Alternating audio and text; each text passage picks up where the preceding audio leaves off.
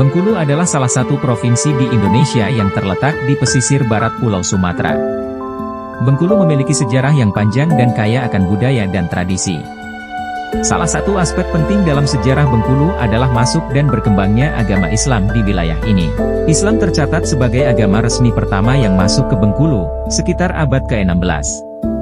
Namun, proses penyebaran dan penerimaan Islam di Bengkulu tidak berlangsung secara seragam dan sekaligus. Ada beberapa faktor yang mempengaruhi masuknya Islam ke Bengkulu, antara lain letak geografis, hubungan politik dan perdagangan, peran ulama dan dakwah, serta interaksi budaya dan sosial. Menurut beberapa sumber, ada 5 pintu masuk Islam ke Bengkulu. Sebelum kita mulai membahas 5 pintu tersebut, buat kalian yang suka video ini jangan lupa like, komen dan subscribe ya, agar saya selalu semangat. Hehe.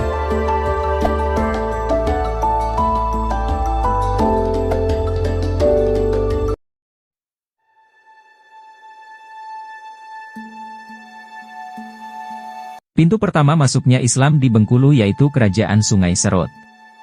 Kerajaan Sungai Serut adalah salah satu kerajaan tertua di Bengkulu yang berada di kawasan Lematang Ulu. Kerajaan ini dipimpin oleh Ratu Agung yang berasal dari Gunung Bungkuk. Pada tahun 1417 Masehi, seorang ulama dari Aceh bernama Mali Mukidin datang ke Gunung Bungkuk dan berhasil mengislamkan Ratu Agung dan rakyatnya. Mali Mukidin juga mendirikan masjid pertama di Bengkulu di Gunung Bungkuk.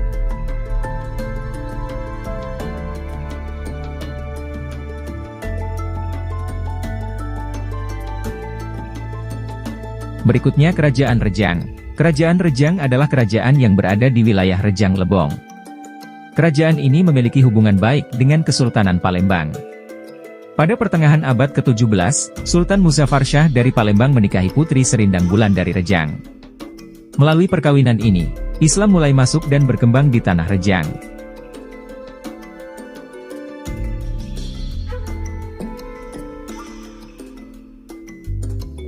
Kerajaan Sungai Lemau adalah kerajaan yang berada di wilayah Seluma.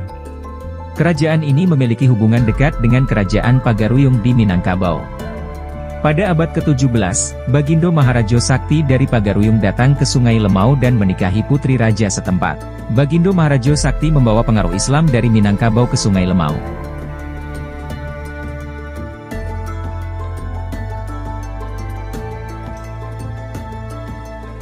Kerajaan Selebar adalah kerajaan yang berada di wilayah kota Bengkulu. Kerajaan ini memiliki hubungan persahabatan dengan Kerajaan Banten yang merupakan salah satu pusat penyebaran Islam di Nusantara. Melalui hubungan ini, dakwah Islam dilakukan oleh ulama-ulama dari Banten di wilayah Selebar.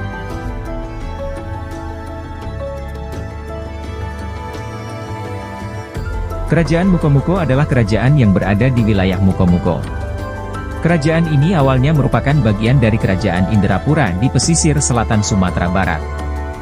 Namun, pada abad ke-18, kerajaan ini memisahkan diri dan menjadi kerajaan mandiri. Islam masuk ke Mukomuko melalui pengaruh Indrapura yang telah menganut Islam sejak abad ke-16.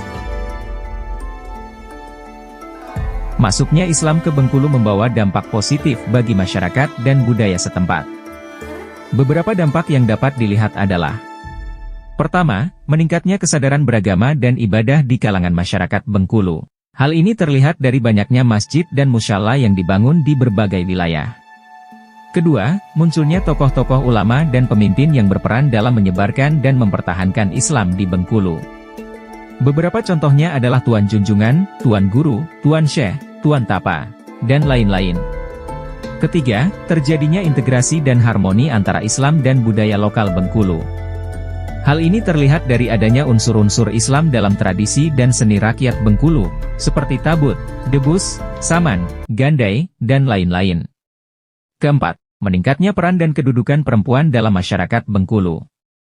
Hal ini terlihat dari adanya tokoh-tokoh perempuan yang berpengaruh dalam sejarah Bengkulu, seperti Fatmawati, Ratu Samban, Ratu Naning, dan lain-lain.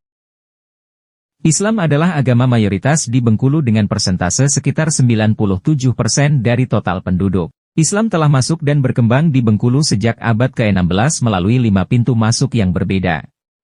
Masuknya Islam ke Bengkulu membawa dampak positif bagi masyarakat dan budaya setempat. Islam telah menjadi bagian tak terpisahkan dari identitas dan kebanggaan masyarakat Bengkulu. Sekian dari saya, sampai jumpa di video selanjutnya.